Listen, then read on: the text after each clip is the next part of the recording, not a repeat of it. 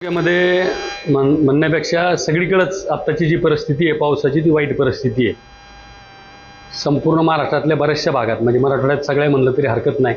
आपल्या सगळ्या आष्टी मतदारसंघामध्ये जर 4-2 दिवसात जर पाऊस नाही आला तर सगळे पिकं वायाला जातील. मी परवा कलेक्टर साहेबालाही या संदर्भात भेटलो. आपल्या आष्टीतल्या काही भागाला पाणी मिळू शकते, पण ते पाणी मिळण्यासाठी जे लक्ष द्यायचं असते ते लक्ष लोकप्रतिनिधीकडून दिलं जात नाही असं माझं म्हणणं आहे. कारण आता जर पाहिलं, मी परवा श्रीगोंदा भागामध्ये तिकडे गेलो होतो, तर श्रीगोंदा संपूर्ण तलाव त्यांनी भरून घेतलेत.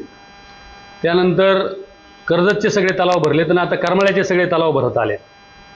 आपल्याला प्रत्येक वर्षी, मी आमदार असताना 5ही वर्ष मी मेखरी आणि शिना भरून घेण्याचा प्रयत्न केला आणि तो भरलाय. आणि तो तलाव भरून ओव्हरफ्लो करून खाली नदीने बांधारे खडकतपर्यंत आपण पाणी नेण्याचा प्रयत्न केला. तशा पद्धतीने आत्ता जर लक्ष दिलं तर आत्ता कुकडीचे सगळे तलाव ओव्हरफ्लो झालेले आहेत. आणि कुकडीचं पाणी जर शिना डॅममध्ये आणि शिना डॅममधून मेखरीमध्ये जर आणलं आणि ह्या 2 नद्या जर ओव्हरफ्लो करून घेतल्या तर तालुक्यातल्या कमीत कमी 40-50 गावांना त्याचा फायदा होऊ शकतो. म्हणून माझी प्रशासनाला आणि लोकप्रतिनिधीला विनंती आहे की याच्यामध्ये लक्ष दिलं पाहिजे. आत्ता जे पाणी चालू आहे ते 150 क्युसेक्सनी पाणी चालू आहे आणि 150 क्युसेक्सचं 100 क्युसेक्सच्या आसपासचं पाणी त्या बोगद्यावर मोटरांनी उचललं जातं आहे आणि फक्त 50 ते 60 क्युसेक्सनीच पाणी शिना डॅममध्ये येतं आहे. अशाच पद्धतीने जर पाणी येत राहिलं तर 2ही महिने जर पाणी चाललं तरी तो डॅम भरणार नाही.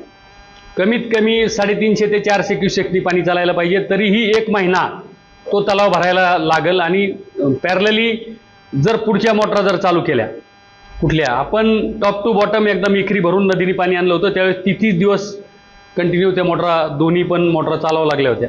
तशा पद्धतीनं ते जर आत्ता जर आपण चालू नाही केलं तर भविष्यात आपल्याला इथं आसपास समजा पाऊस जर नाही झाला, सुदैवाने पाऊस व्हायला पाहिजे, पण जर नाही झाला तर टँकर भरायला सुद्धा आपल्या इथं आसपास पाणी राहणार नाही. म्हणून ते 2 तलाव जर भरून घेतले आणि सगळे बंधारे जर भरून घेतले, मग आता ते हेतू पुरस्कार भरले जात नाहीत का काय मला माहीत नाही, पण ते भरणं गरजेचं आहे. आणि ते भरून जर सगळे बंधारे जर भरून घेतले तर खडकतपर्यंत पासून ते पिंपळगावपर्यंतचा किंवा इकडं वरती पारोडी बोर्डीपर्यंतच्या भागाला, हातोळण पार ठोंबळ सांगवीपर्यंतच्या भागाला त्याचा फायदा होईल. झालं नाही त्यांनी केलं. आम्ही आता 4-2 दिवस, आता जे 50-60 क्युसेक्सनी पाणी जे चालू आहे ते 4-2 दिवस वाट पाहणार आहे. त्याच्यामध्ये मीही राम शिंदे सरांना परवा त्याच्यामध्ये बोललोय, त्यांनाही विनंती केली बा आपण लक्ष घालून याच्यामध्ये हे 300-400 क्युसेक्सनी पाणी चालायला पाहिजे अशा पद्धतीने हे करा.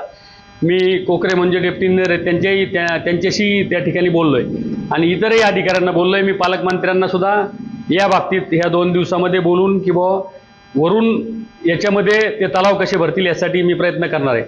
आणि जर यांनी लक्ष देऊन त्याच्यामध्ये नाही केलं तर त्या भागातल्या लोकांना घेऊन आम्हाला आंदोलन केल्याशिवाय याच्यामध्ये पर्याय नाही. त्यांचं लक्ष तपासायला कशाला जाऊ, त्यांचं लक्ष कुठं आहे हे मी तपासायला कशाला जाऊ. फक्त त्यांनी आपल्या भागातल्या जर 30-40 गावांना जर पाणी मिळत असलं तर ज्या पद्धतीने आम्ही, म्हणजे पाऊस यायच्या आधी अजून पंप हाऊसचंच काम नाही, अजून पंप हाऊसचंच ते म्हणते. तर आता मी अधिकाऱ्याला विचारलं तर मेकॅनिकलचं टीमला पत्र दिलंय, याला पत्र दिलंय. आम्ही पाऊस पडायच्या आधी ते सगळं पंप हाऊसचं काम रेडी करत होतो आणि शिना ज्यावेळेस 50%च्या वर यायला चालू होईल त्यावेळेस त्या मोटरा चालू करून दोन्ही तलाव पॅरलली भरून आम्ही घेत होतो.